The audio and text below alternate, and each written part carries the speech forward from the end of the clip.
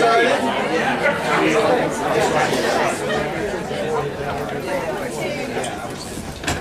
Howdy. Howdy. Good evening, everybody. Thank you all very much for attending tonight. I know that you guys have been very patient as we have worked through a number of transition issues. Just as a little reminder, we transitioned ownership on August 12th.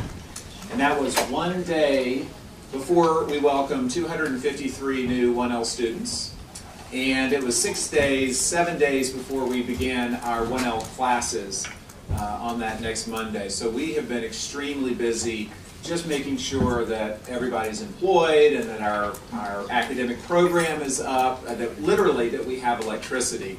I actually had that conversation with someone. Will the electricity be on tomorrow?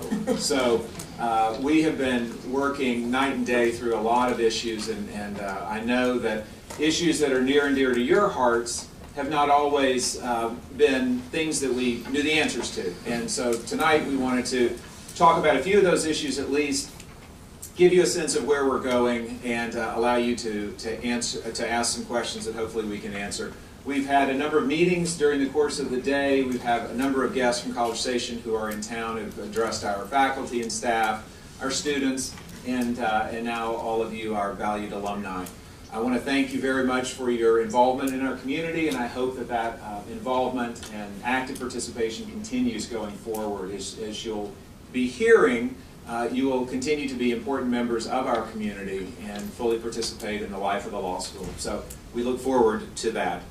All right, without further ado, I'd like to introduce our two guests from College Station up here with me. We have first Dr. Karen Watson, who is the provost at Texas A&M University and Executive Vice President for Academic Affairs. She's my boss, in other words. We also have General Joe Weber, who is Vice President for Student Affairs, next to Dr. Watson. So I will turn things over now to Dr. Watson. Thank you very much, and thank you for coming tonight. Erica said this is a great turnout, so I'm excited that it was a great turnout. He implied we were the draw. I'm pretty sure it was the pizza, but you know, I'm glad y'all are here.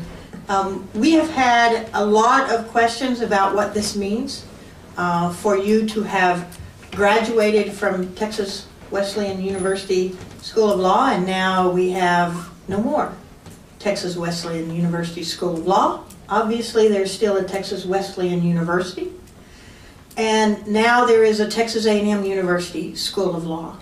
So I probably won't get every question that you might have answered, but we will try to. But let me start out with a very few sets of parameters that are very clear and unbendable. Although you're all lawyers, so you'll be thinking about how is there going to be a way to bend this, and I understand that. One, you all graduated from Texas Wesleyan University. That's it. Okay? You did not graduate from Texas A&M University. Texas A&M had no authority before we acquired the law school in August to grant any degrees in law. So there is no way Texas A&M can issue a diploma for somebody to have graduated in law prior to when we acquired the law school, because we don't have authority. If you look at who has the right to grant authority according to federal law, you will find that there are three mechanisms. One, federal, which is mostly for the military academies to do it. Two is tribal. We may seem like a tribe at A&M, but we are not. And the third way is for state authority for granting a degree to have been given. And so that's it. In terms of degrees or diplomas, we cannot reissue your diplomas. We cannot do anything about that. In addition, accreditation normally requires that for a professional or a graduate degree, at least a third of the hours have to have been taken from the institution that is giving the degree. And we got a special one-time exception from the regional accreditor for the students who will graduate this December. Since there's no longer a Texas Wesleyan University School of Law, and now there's a Texas A&M University School of Law, We got a one-time exception for those students who are currently enrolled and who will graduate in December, that they can have less than a third of their hours from Texas A&M University and still get a degree. And that's as far as we were able to get the accreditors to bend on us for the degree or diploma. Second question, an Aggie ring. Okay? Some of you maybe could care less about an Aggie ring, and I understand that. Okay? But to some of you, this is a jewel, not literally, but figuratively, that you don't know how you will survive the rest of your life without. Okay? Let me explain a few things to you. First, let me give a context. I've been working at Texas A&M University for 30 years, did not graduate from Texas A&M University, did not take courses from Texas A&M University, and they have made it quite clear I am not ever going to get an Aggie ring. Well, you may say, well, she doesn't deserve one. Okay, her school didn't disappear, ours did. We have regents who are good buddies with the governor who want to be issued an Aggie ring, and the answer is no. You don't get to have an Aggie ring if you did not attend Texas A&M and meet the academic requirements for getting that. The academic requirements at the graduate level is that you have to have completed a third of your work at Texas A&M University or have finished the degree at Texas A&M University to qualify for the Aggie rings. Is that bendable? Yes and no. It is not a federal law that requires anything about the Aggie ring. Okay? We were joking earlier that it wouldn't surprise me if the Aggies tried to make it a federal law about what would or wouldn't happen to the Aggie rings, but it is currently not. It is, however, the belief of hundreds of thousands of A&M former students and current students that you have to have attended Texas A&M to be eligible for the Aggie ring. So there are, as my president put it this morning, for every person, whether it's the law school, by the way, we just acquired med school, a dentistry school, and a whole bunch of other schools, for any of them to say, but we want the Aggie ring, there's probably tens, if not hundreds of thousands who would say, but if they didn't attend A&M, they don't get to have it. So while it may seem very simple to you, that all we have to do is say, yes, you can have the Aggie ring, it's not. Okay? So I would tell you that right now, I am the one authorized to say who has met the qualifications for an Aggie ring. And I've just explained to you at the professional level what it takes. And you have to have either done more than a third or more of your degree courses taken from Texas A&M, or you have to have a degree issued by Texas A&M. And so right now I can't authorize and will not authorize anybody who did not attend and graduate from A&M and meet the requirements to have an Aggie ring. Now I'll also tell you that the faculty, some of them have been there 40 years or 30 years, for long, who've gotten into the cult of A&M, and I mean cult in the most positive of ways, that they have said, well, why can't we have a ring? And the Association of Former Students and the former students and the current students have said, if you develop a special ring that's not really an Aggie ring, but kind of like it sort of, you can have it. Okay? But no, you can't have the Aggie ring. The third thing is, well, how can we take advantage of this great Texas A&M network? And there I will tell you, we're all in. We're going to find ways. We have every intention for Texas Wesleyan University School of Law graduates to be integrated into, and we hope in very positive ways for you, Aggie networks and alumni entities and stuff like that, so that you indeed have opportunities to take advantage as appropriate for the Aggie network. We also don't want to do that to the extent that the law school loses its alumni. Let me explain what I mean by that. There's an Aggie Bar Association, and clearly we didn't have a law school before, so none of them, well, maybe, but none of them who are in there necessarily got their law degree from this entity. They may have gotten their undergraduate degree from A&M, so they may be Aggies in that sense, but then they went on to law school somewhere else. And that's who makes up currently the Aggie Bar Association. People who generally were Aggies in some other capacity, went and got their law degree somewhere else, and want to hang on to that Aggie-ness. We want you to be able to work in that network as much as you want to work in, and we're working on that as we speak. Their bylaws currently say that you have to have graduated from A&M, not as a law student, but somewhere, and they're working at adapting that. But having said that, what I don't want to lose is the support for this law school, which those students didn't attend, or those people in the Aggie Bar did not attend this law school. And you, I hope, have an affinity for this law school, okay? And so we want to make sure we have an entity and a recognition that those of you who are alumni of this law school have a way to stay connected, not just to the law profession and those networks in general, but stay connected very much to this law school, which is your law school. And so those other people of the Aggie Bar Association can not only participate in that network, but they can participate as alumni of their law school. We want you to have both mechanisms because we don't want it to be drowned out. People who graduated from this law school being drowned out by people who attended other law schools. Because you have an affinity for this law school, you have a connection to it, you want not just the profession of law to improve, but you want this law school to be as good and to continue improving like they have been doing. And we are going to make sure both mechanisms are available to you, and you can choose one or both or neither as to how you want to stay engaged and connected with the law school and with the Aggie Network.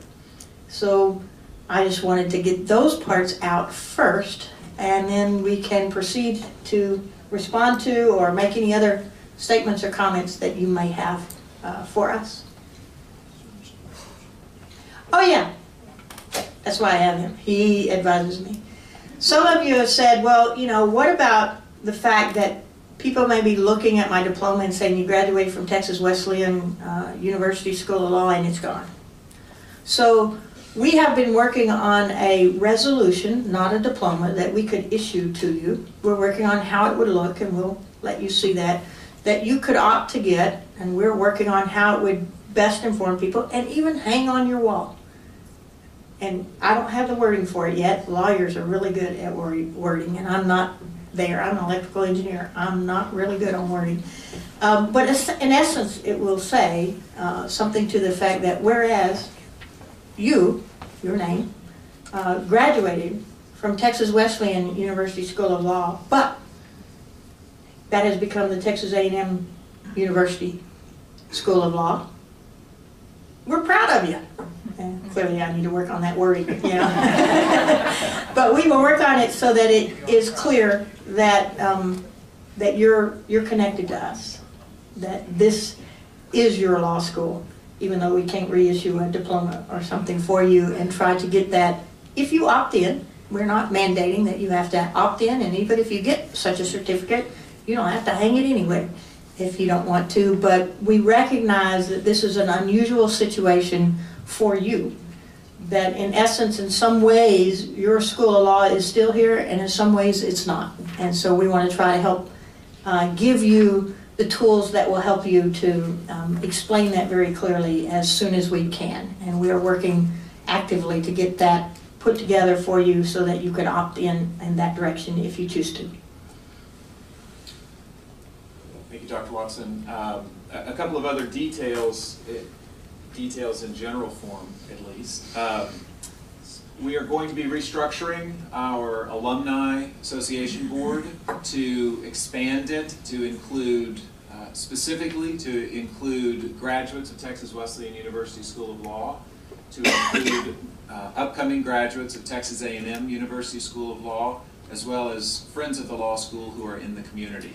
So we look forward to your participation through that organization and your leadership on that board. We will continue to sponsor and organize CLE events, networking events, professionalism seminars. All of you, as important members of our community, will be invited to those events. We will, with the cooperation of Texas Wesleyan University, continue to facilitate the issuance of transcripts when you need transcript for any purposes or you need a bar certification. We'll help ease that process. The academic records for all of you are housed at Texas Wesleyan University. That's the entity that was accredited. And we'll be working in cooperation with Texas Wesleyan University to make sure that you have all of those services. We know that many of you access the building for various purposes, including using the library. We're going to have a system in place where you can request a card that will give you access to the building, be able to swipe, get in, and check out books from the library.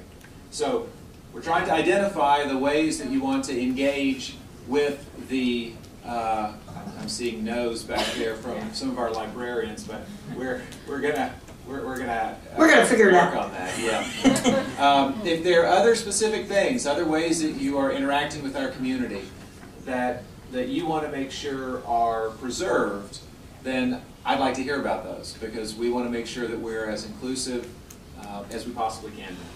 So, if you have any questions, we're happy to answer them. What about the Texas Wesleyan School of Law Alumni Association? Is that going to go away? That, yes, that entity. I don't agree with that.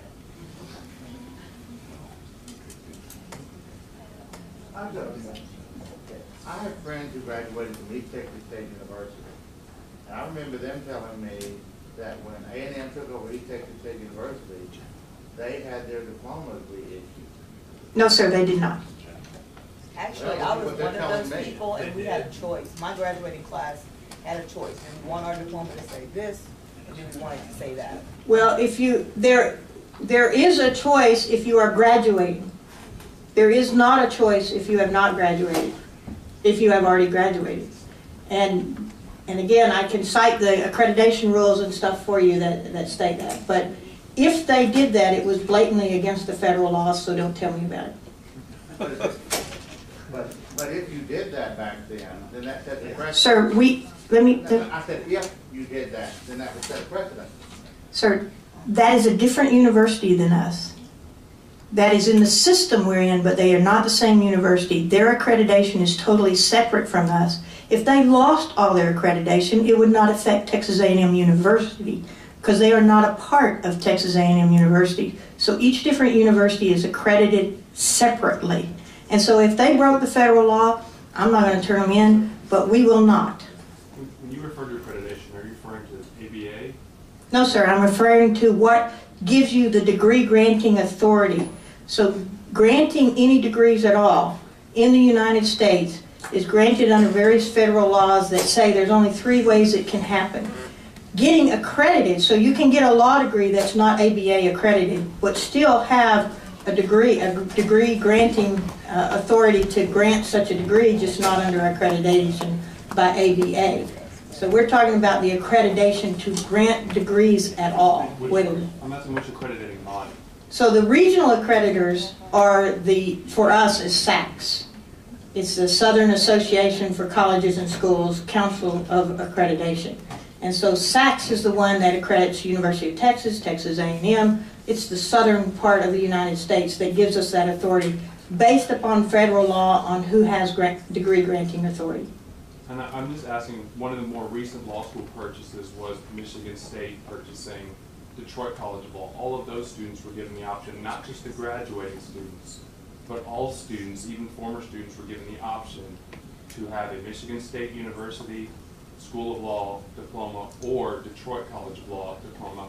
And that has continued forward to the fact that we're now to the point where in the near and actually immediate future, they will no longer reissue Detroit College of Law diplomas. Every single former student has to get a Michigan State University School of Law diploma if they want to replace it. So if a university completely shuts down, okay, then if Texas Wesleyan University shut down, so this may be what helps East Texas State University do this. If a university is no more, So that university is gone. There is a different transition. Okay?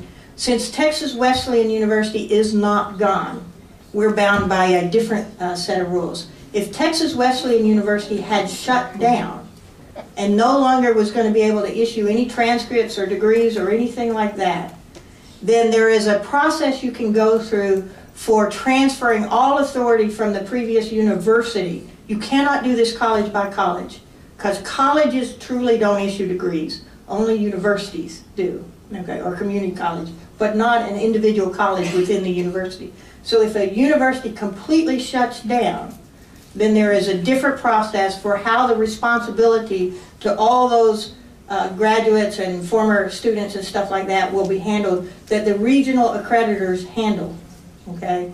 But if the university has not shut down, then you're under a completely different set of rules. So Texas Wesleyan University has not shut down. They are still going to issue degrees. They're still going to hold transcripts and be accountable for those students that graduated from Texas Wesleyan University, so we're bound by those rules. Yes, sir. For May graduates, any sort of diploma, should we expect them? May graduates, I think there was an issue with the printing of those diplomas. Evidently they forgot our middle name. Oops. That would be the problem.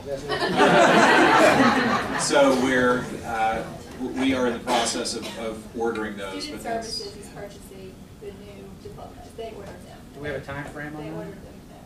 I asked today and I haven't heard back. But I will get an answer.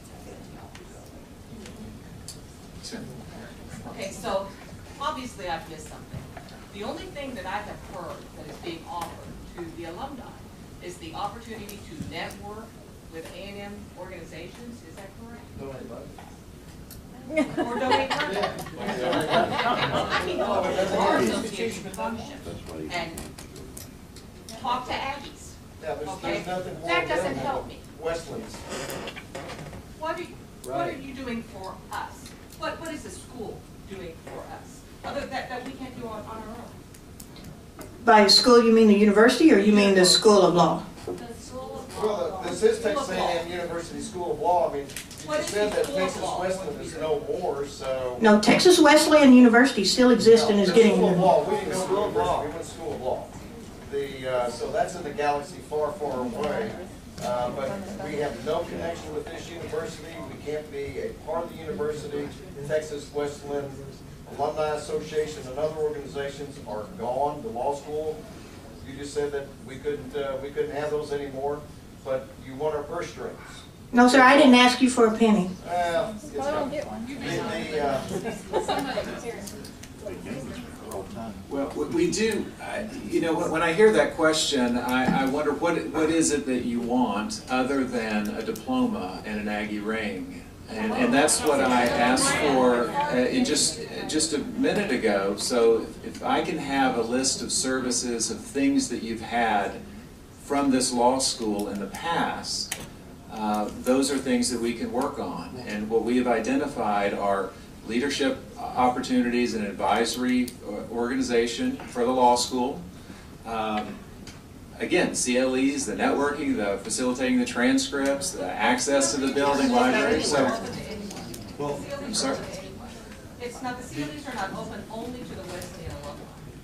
Okay, so once again, if there is something in particular that you have been given in the past in terms of a service and you would like it now, then we're certainly happy to consider those and figure out how to provide as many as we can. I think one of the concerns that probably all of us have is this in the room. This is your alumni association. We are still here. So you've got some very plucky people who have worked really hard, who went to night school, who went through extraordinary lengths to get our degrees and get the careers that we have. Now we don't have Wesleyan University, so we don't have a connection there. We're clearly not connected to A&M University because they're all separate and whatnot. So we are us. This is it. And if we don't have a law school, because we're not part of that anymore, and we don't have an alumni association, this is us. This is the reason you wanted Texas A&M to have a law school, because of the people in this room. So what are we going to do to hold, we could have our own ex-Wesleyan alumni, Tex West, do whatever we want if we had to.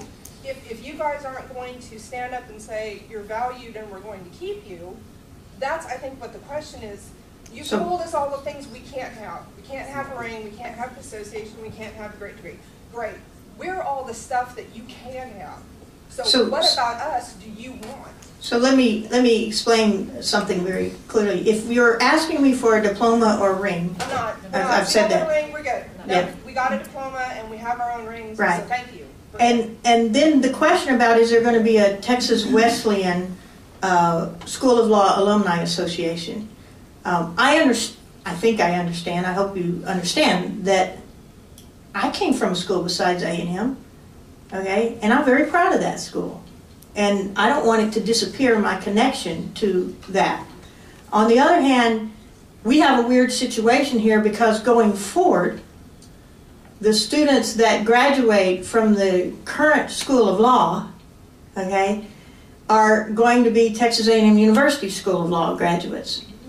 We want to serve both and do as much as we possibly can to make it one School of Law alumni group. We don't want to create walls wherever we can avoid it between what you have and what they have. In the short run, you far outnumber them. Okay, I think there's 3,700 students have already graduated from Texas Wesleyan School of Law. We're in this for the short run and the long run. And so in the long run, there will be a lot of students that also graduated from essentially the same law school, but now it's called Texas A&M University School of Law. We're open to listening to what the alumni organization should be called. Should we call it both?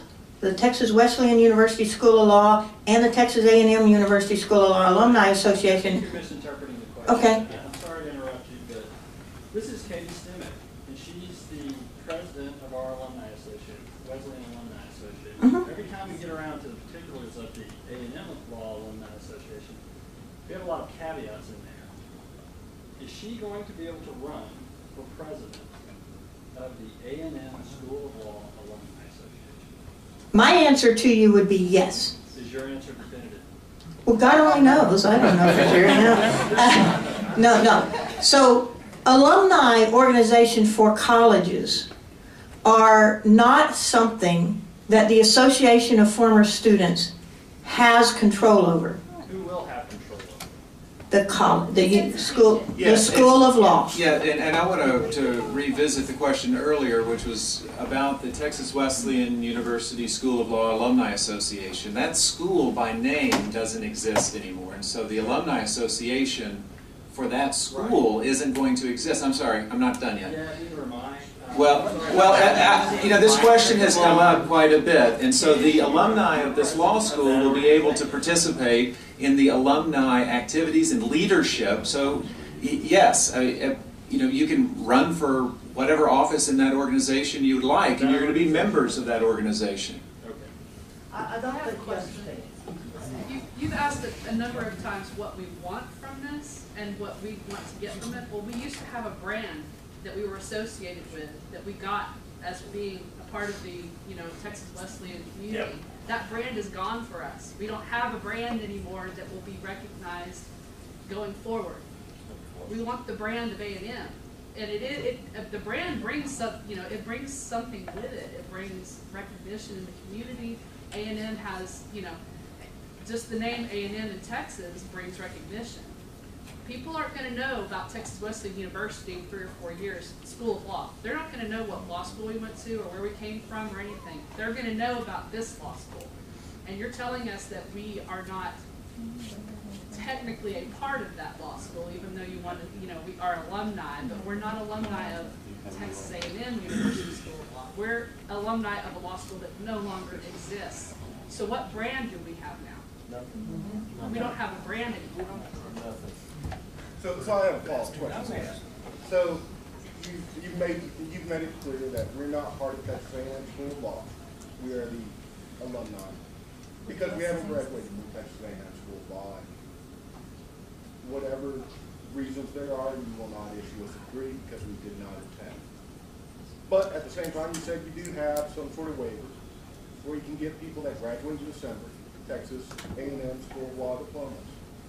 Have you considered allowing the alumni to take some sort of 1-hour course in December and to earn a diploma through that exception in December?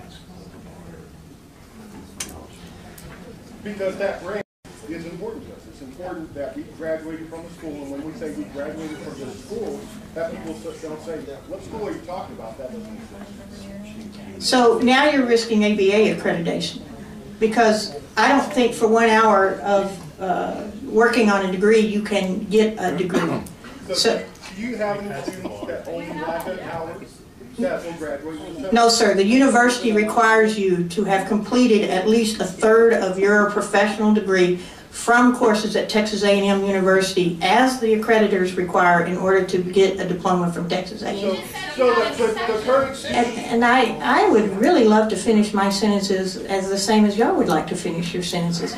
And so what we did in getting approval from SACS is to say that is to get permission for those students who will complete a full semester of courses at Texas A&M University School of Law. And we had to get their permission to say, yes, they may not have finished a third of their hours, 30 of their hours, but we told them they will have finished at least 12 of their hours here. So if you're asking me, can it be all right with all the accreditors, if you are currently enrolled at this law school and they are prepared to say you are qualified for a degree this fall, then can we issue that degree? Yes, we could. You have to be enrolled in what qualifies you for the degree, okay? So it's not just a 1 hour thing that we got permission to do. So all of the current students that graduate in December have 12 remaining hours or more? I really doubt that to be the case. I don't know exactly how many hours all of our December graduates have. So but they have not fulfilled all the academic requirements for graduation. So if there's a December graduate that was a Texas Wesleyan student before y'all purchased their school, then they will not receive their diploma unless they take at least 12 hours at Texas Wesleyan. Whatever. I'm confused. A&M. Students who graduate in December are students who have not completed their graduation requirements. So even if they're only taking 3 hours? So, well, I guess the question was, did you consider that or did you not consider a way to allow us to have a Texas A&M diploma? So there are a lot of people, believe it or not, that would like to take 1 hour from Texas A&M and get a diploma and a ring, and we're not doing that. I took my entire law school here at what is Texas A&M School of Law. Yes, and you have a diploma from Texas Wesleyan University, who, by the way, also thinks of you as their alumni, and have let us know they still consider you their alumni because you graduate from a university. You may attend a school, but you graduate from a university. So the School of Law was not authorized by the federal government to give degrees. The university, Texas Wesleyan, was authorized to give degrees. So they consider you alumni still. We very much consider you to be alumni of the law school. And if you don't want to give us any money, I'm okay with you never giving us money, you know. What I am worried about is that we want the law school to be a great law school, and we think you have a lot of experience and knowledge that will be useful to us, and we'd like you to be engaged with us. If you find it too offensive to be engaged with us because we can't and won't reissue a diploma for you, I understand that. But this is what we are hoping for, is that your law school is still encouraging you to be engaged with your law school. But we've gone through this change, and now this law school is Texas A&M University Law School. And so we understand that change creates a really strange situation for you. We're separate but equal. Small, Thank you all so much for being here. I know that obviously this isn't an easy topic to discuss. My name is John Griffin. I'm a class of '09 undergraduate from the main campus and a class of 12 graduate from here at the law school. I'm likewise the director of the Texas A&M Bar Association, and I've had the chance to partake in the discussions that have been concerning how we're going to treat Texas Wesleyan alumni.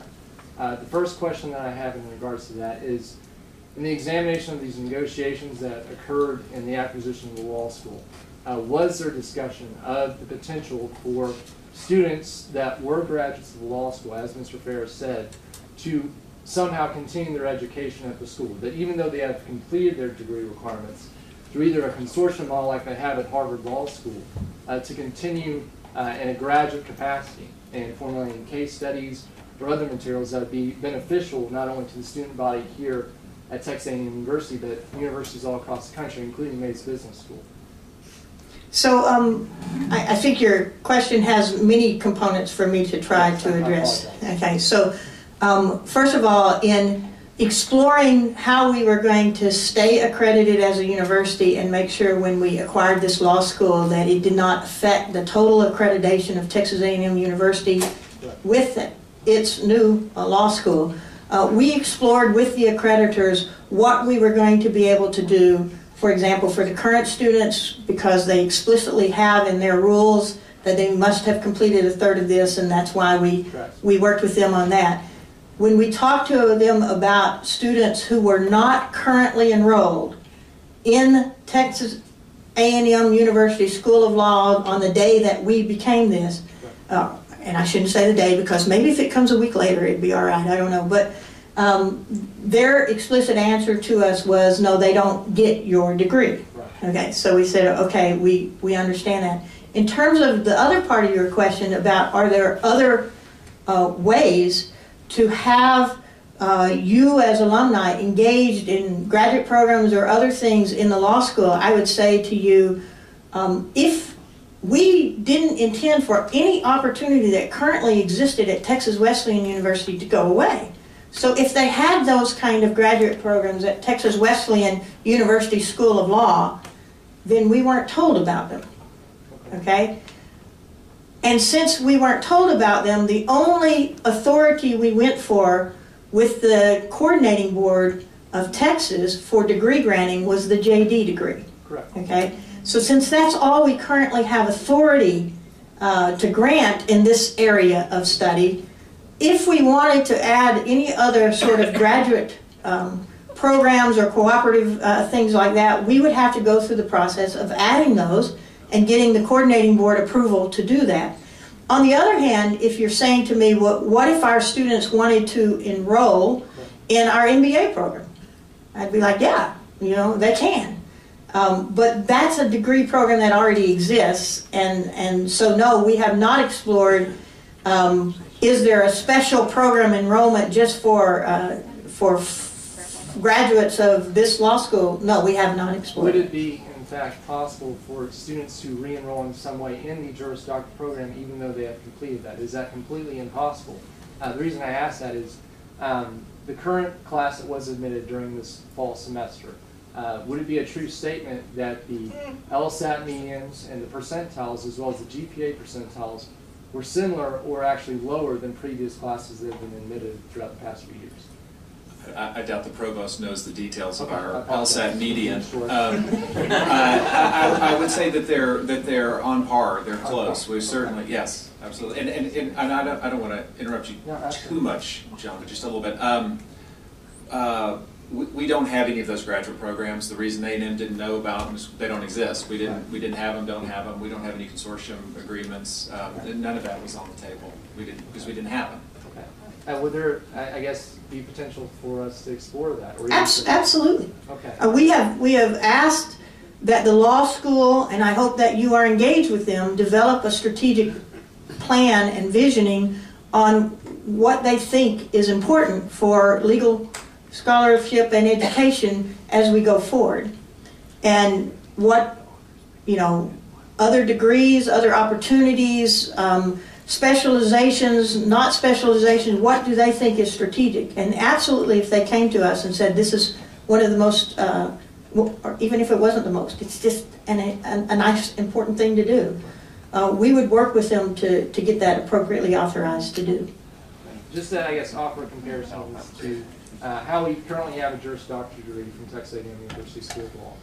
I believe various other institutions across the state, you can obtain a bachelor's degree in one area of, I guess, education at a particular school, and then obtain another bachelor's degree at another school. That'd be a true statement, correct? Yes, but there is limitation on how many of the hours you can transfer and count from one degree to another. Correct. There's type restrictions. Aside from doing, I guess, maybe 1 hour of credit that would be obtained through alternative means, would it be possible to meet that minimum requirement that we have gone to the coordinating board and through federal law to be able to obtain that?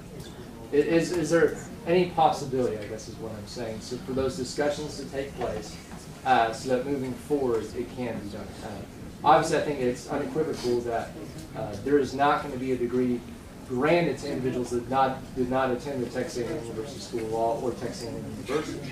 But what I'm simply asking is there a way that we could get to that point for those of us who would love to somehow be a part of that? I would never say things are impossible, okay? So, yes. Are they practical? I don't know. I honestly don't know, but I'm more than willing to explore those possibilities. But they're not as trivial of, oh, if we just enroll in this, then we get to count a whole new degree, because we can't issue a second degree just because somebody takes 1 hour. Right. Right. And so we have to fit in all that. I mean, I would hope, as people with JDs don't want diploma mills to start saying, yo, here's a degree. And so we have to stay within the boundaries of what it takes to make sure that we have proper authority for any degrees that we grant. Okay? Now, if you just want another degree, we have a lot of degrees that you could take part in. But if you want one that says you graduated from the Texas A&M University School of Law, then we're going to have to work on what those degrees would be. You've had your hand up a long time. I keep changing. I know, I'm sorry. I think, and going back to the point about just, preserving the brand and so forth, the school goes away and all that. So I guess, because to me it's really two separate issues. One is our identity as alumni of the Texas Wesleyan University School of Law. The other is engagement in the institution where we were, where we attended. My feeling is that I would like to remain engaged with my law school and with the people, my first year property teacher sitting up on the, I want to be engaged in this room where I went through orientation like we were talking about earlier. And so those are important things to me. But also it's important to me to preserve that Wesleyan thing. So I guess my question becomes, and this is maybe not for you guys more than so much for Dean Short, was there a discussion about, if Wesleyan is preserving our records and all that stuff, can Wesleyan preserve the Wesleyan Alumni Association for us? So we can still have that, and then, in terms of being able to give back to the community at our law school, we still have this. And I think that's a great question. I think there's a lot of emotion, and I understand that, and I think this is multidimensional too. I think there's practical, tangible things that you want, which I understand, and I think that there's an emotional, psychological engagement, connection that you want, and that makes sense as well. So let me say a couple of things. One, not unexpected, your reactions, but I hear you loud and clear on branding and identity and the name of the structure that will allow you to continue to participate in the life of the law school. If I answered earlier in too quick of a manner or too cavalier, that was my fault.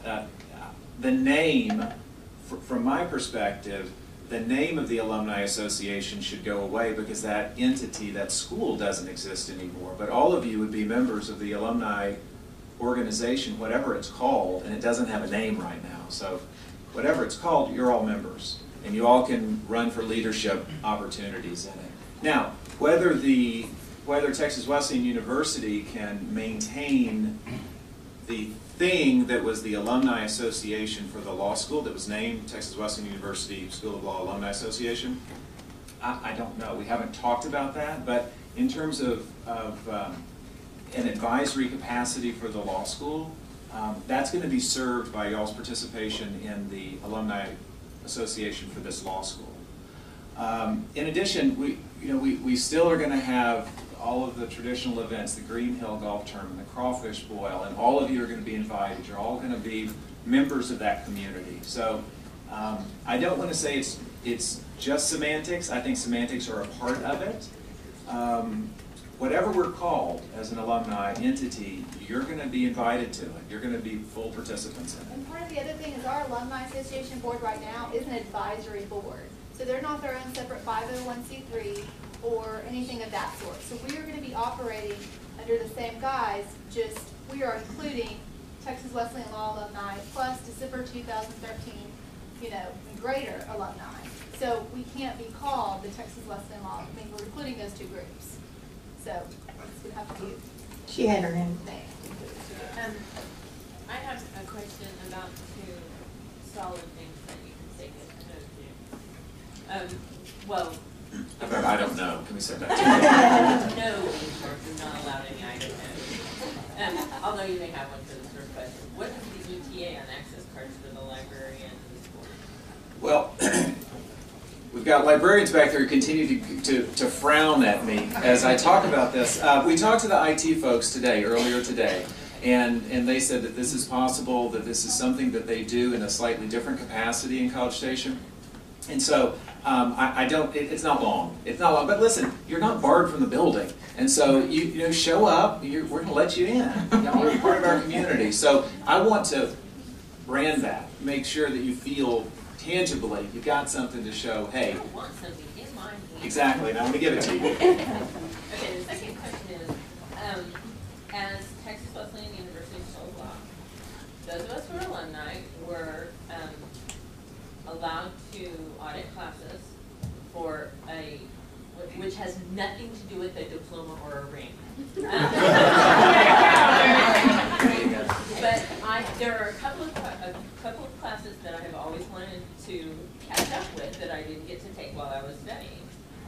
Is that option still going to be available for the alumni of Texas Wesleyan University School of Law? Yes.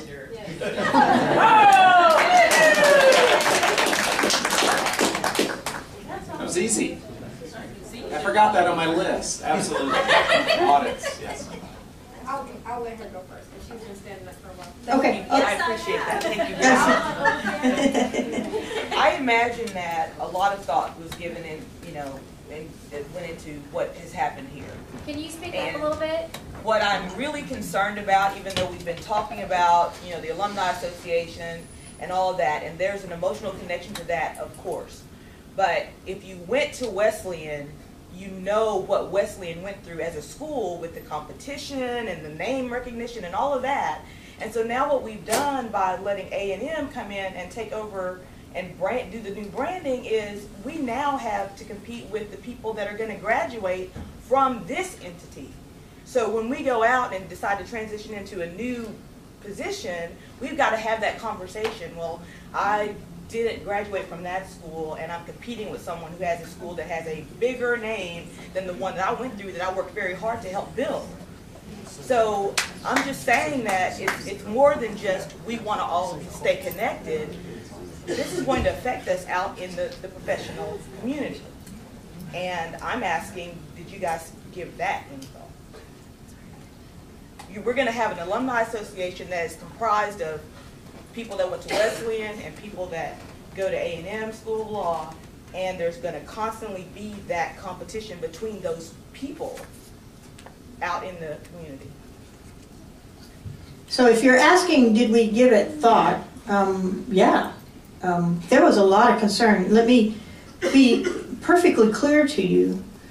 The decisions on acquiring and purchasing and the decision to sell the law school was not made by anybody at level in this room.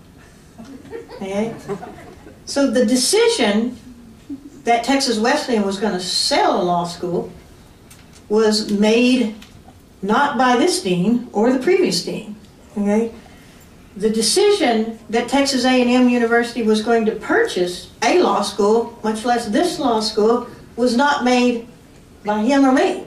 Okay? When those decisions were told to us that this shall be done, our job was to think about those things and raise those concerns, which we did. Okay? But then our job was to make it so, which we did. Okay? And I am more than willing, if we can find a way for you guys to have all the branding of Texas A&M University that you can stand. Some people can't stand a lot of that branding.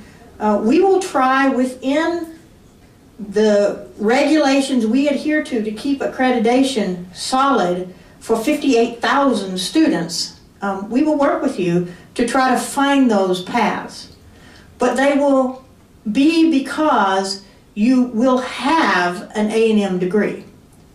Okay? So I'm more than willing to work with you, to work with the dean, to work with the faculty of this law school, who care deeply about you, by the way. So yes, they thought a lot about you. And the reason we're here tonight is because they're concerned about you. Okay? They would love it if I could say, here, let me just do this or that, because they do care about you. But, you know, we have a lot of constraints, and we're going to have to be organized and creative and stay within the boundaries, but get it done so that you're not at a disadvantage as best we can do that. And I am more than happy, as our General Weber and others, to figure out, well, how are the different ways we can do that that are really going to give you what you need. What I'm worried about is not that you can't get a degree or a certificate or a diploma or something from A&M. I'm not worried about that. We could figure that out. We can do that.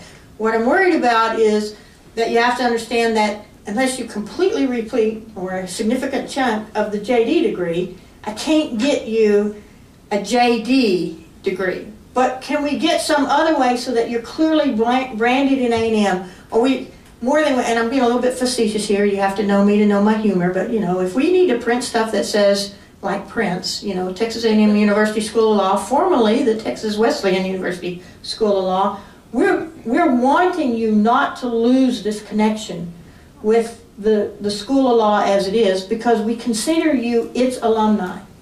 Okay? We consider you the alumni of this school. Okay?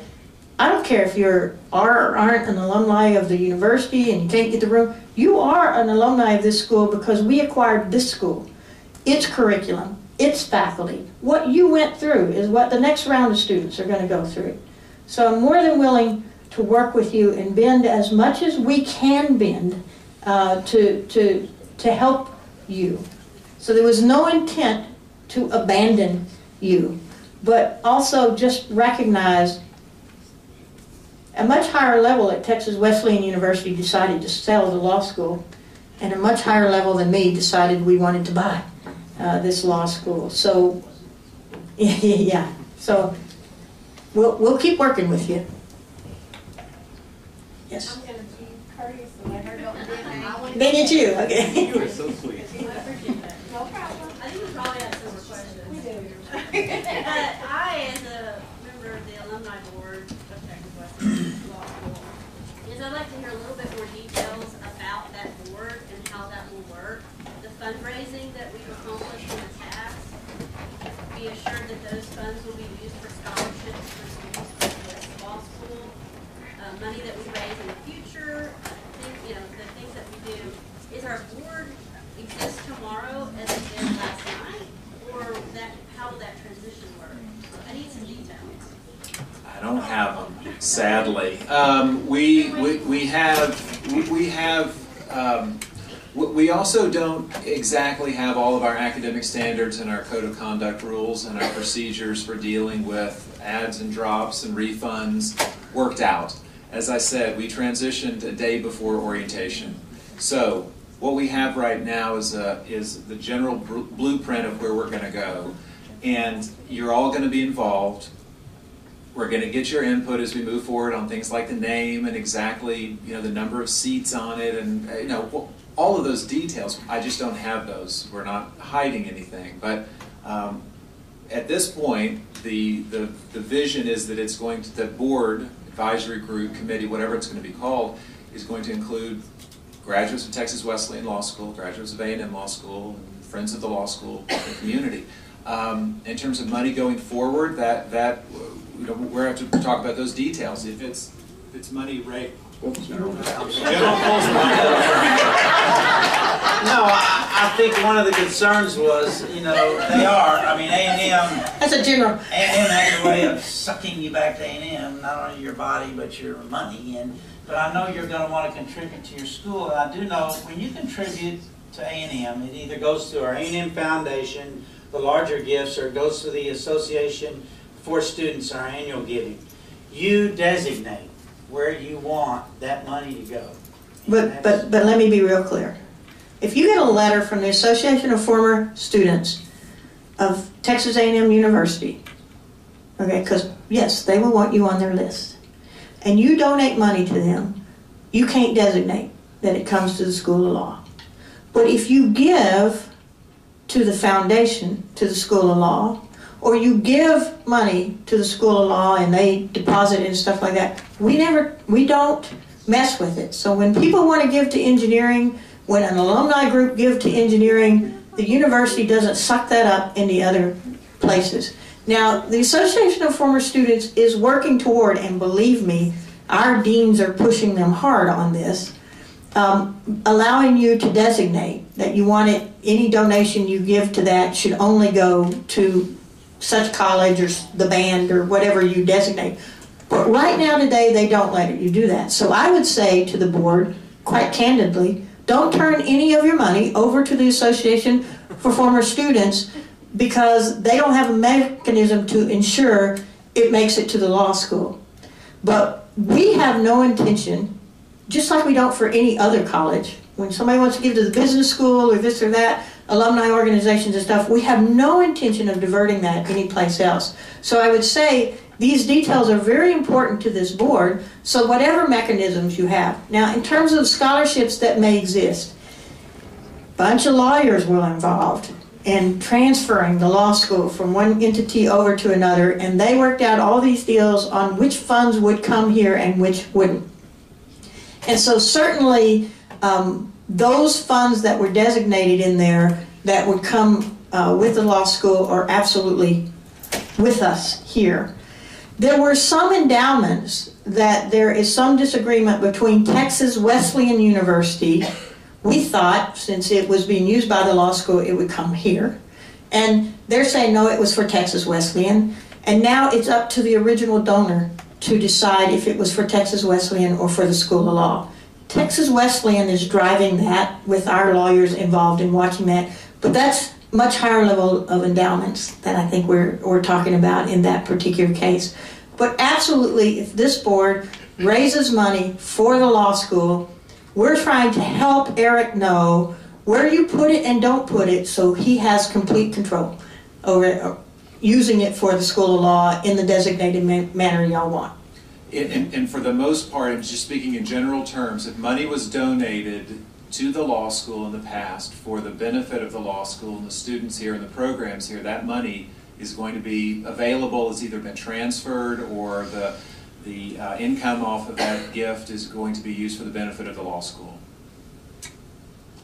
Okay, my turn. My name is Nikki Chrisman, class of 09. I'm also on the alumni board, and I was actually the president-elect of the Alumni Board Association. So now that, I don't know if I heard it wrong, we won't necessarily have the Texas Wesleyan Alumni Association, but we will have another alumni association. I think, Sports profession.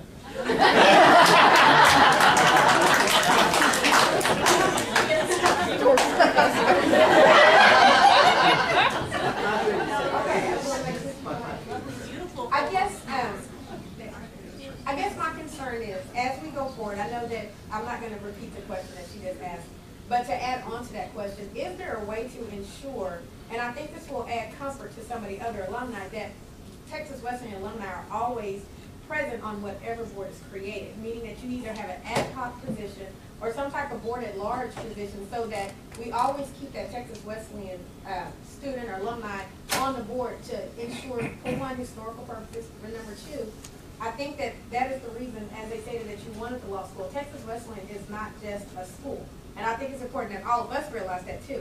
Because at one point, we were all at another undergraduate and you still had those ties. I think that as long as we keep our connections with each other, our professionalism, and I understand your concern about competing, but I support whoever gets whatever. It doesn't matter because I stand on my own once I graduate from school. But I think if we could get some kind of assurance that we're not being forgotten, we're being included in whatever plans are being made. There's so many unanswered questions. There's a lot of confusion. If we could get some type of committee using some of these alumni board members to come up with some resolutions in places where maybe we can, and as you go forward and create that new alumni board, you make sure that we have some presence on the board, I think that you would get a better response. Yeah. And I, for one, as the president-elect, would like to be on that board.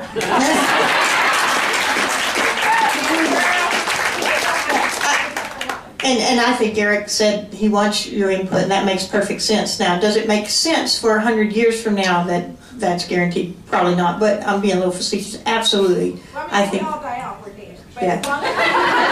Yeah, but I don't want to be looking for you to be on the board. I'll be dead too, but Let me say something to clear that up. I understand you shouldn't have to look for us. If everyone came out here tonight, they're going to look for you. Absolutely. Because we're here because we want to stay a part of the school. Yeah. Good. No. Well, keep coming, because we're going to have events. You're going to be invited. We're going to be wanting you to participate in the life of the law school. So keep showing up.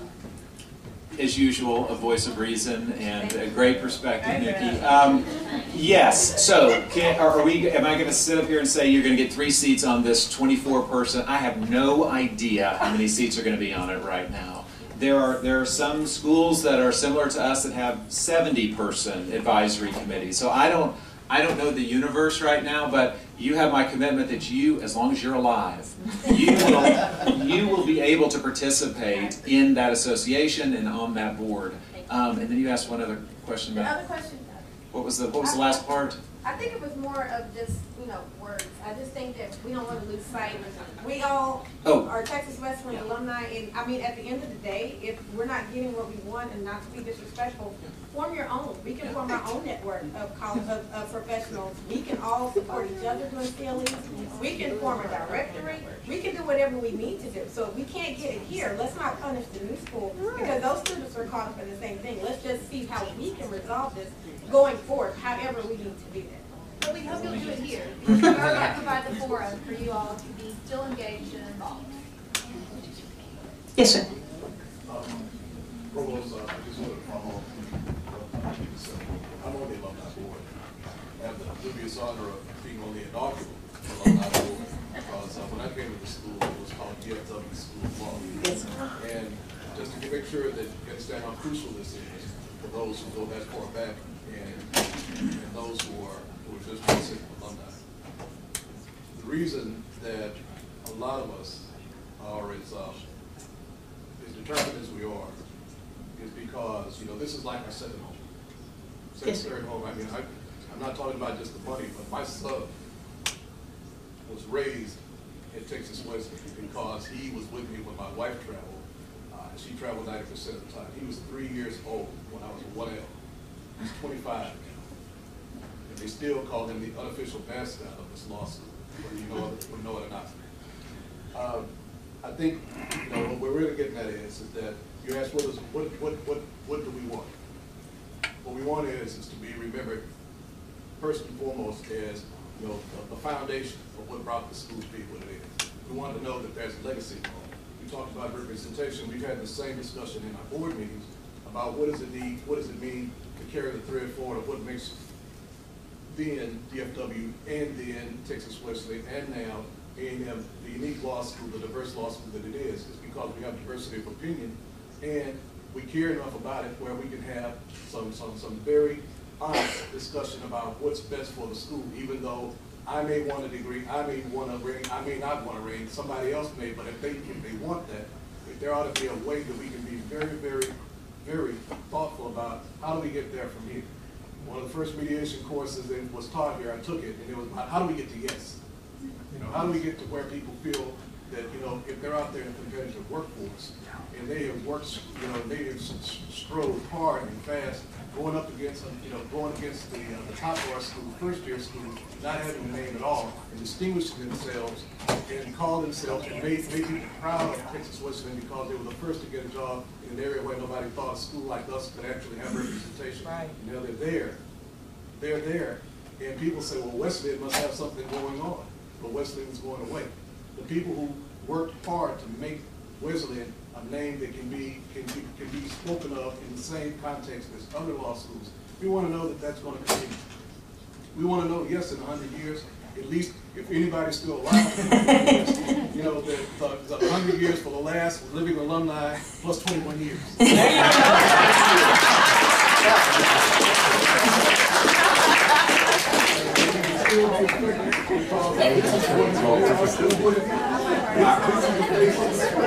want to make sure that we know that we have things that are free and we're willing to work because, you know, that's all we've done for the duration. Yes, sir. Can I say one point sort of tangential to that, but hopefully somewhat related? When we first started talking when we were told you're about to enter into a strategic partnership with Texas A&M, this was in June of 2012, we reached out for the first time to Texas A&M University, and as a proud graduate of University of Texas Law School, that was a little scary. And one of the first things that I said to my counterparts in College Station was, we're special. There's a soul of this law school, not to get too cheesy and emotional about it, but this is a special place. And it's special because of all of you, and our current students, and our faculty, and our incredible staff. And we don't want to get sucked up into a massive 50,000 student environment where we lose all sense of identity. And the wonderful thing about this partnership is that never once have I gotten those marching orders from College Station that, oh, you have to be just like we are. There has been an immense amount of respect for our culture and our history and who we are as a law school. So we fought hard in this transition in creating the structure that we have to maintain that special environment. I think it can continue with our alumni. I, again, want you to be actively involved, and I want to continue that legacy in terms of tangible indicia of that legacy. Let's continue to talk about that. And the non-lawyers up here probably didn't get the rule against perpetuities joke. I loved it, and you satisfied the rules. Yeah, I just got a question back on the donations. So, like every year, I usually give a donation to the Alumni Fund in general, and then I also give money to the law clinic specifically. How would that be accomplished now? We currently have, actually one of the first pieces of paper I got from College Station once we transitioned was I signed it to create an account at the Texas A&M Foundation. And it is a general account that it's unrestricted essentially to allow us to use any funds in that account for law school purposes. We're going to be setting up additional accounts that will allow people to specify where gifts go and what they're used for, and we'll be rolling out that information. So let me explain something that you may know well, okay, but if you don't, you're forgiven. Okay, we have multiple ways of getting money at Texas A&M University. You probably figured that out about us, okay? Outside of students paying tuition and fees or the state allocations. One is the Texas A&M University Foundation.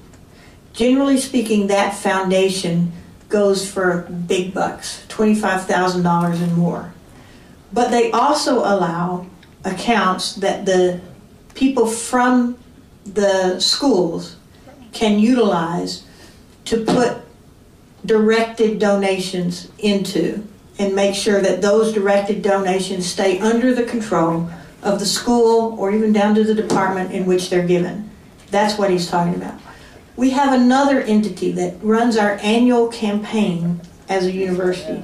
That's the Association of Former Students. Okay? And that's the one that you want to avoid in terms of being able to give directed money. Because when you give to that association, you're giving to the group that backs Texas A&M University. They will back the band, they will back General Weber's programs, they will back programs I'm giving. But as far as backing the colleges or being able to direct money to this college so that your check goes just to this college, they don't allow that right now, and it upsets our deans a lot, okay? And that's why you don't want to use that account or that mechanism, or be fooled if you give money there right now until you get, if you got a request from them that said you can specify the law school, they will have changed their process at that point. At this point, you could write it on your check, but it won't change where they're going to deposit it in the Association of Former Students. And just to be complete in this description, we also have the 12th Man Foundation, which is where you give money if you want to support athletics. Don't be fooled. That's what they support. So, yeah, if you want to give money to the law school, Eric can tell you, they can tell you how to write the check to be sure it's used only by the law school. My other question was, has the school considered, since there's so many people that want to get degrees or diplomas, doing an LLM program? Yes, we have lots of plans for expanding and deepening the curriculum here, including graduate programs and study abroad programs, all kinds of neat things. I call them neat. I'm an adult and I use the word neat. But yes, an LLM, bless you, an LLM program absolutely is on the horizon. Now, what that's going to be in general studies or international studies or whatever, intellectual property, energy, we've talked about a number of things, but we're not about to roll one out. And by the way, before we do that, we have to get all kinds of approval, well in advance. But yes. And as y'all are talking, and as Provost Watson is responding about degrees, that's what I'm thinking of, is an LLM program that we can put in place and figure out what the ABA requirements are in terms of minimum hours for that, and let's rock and roll. One other thing I wanted to mention, y'all see me wearing this. I'm hearing impaired, and I was born this way. Wesleyan gave me a chance to go to law school when a lot of other schools turned me down, even though I had good grades and a good LSAT.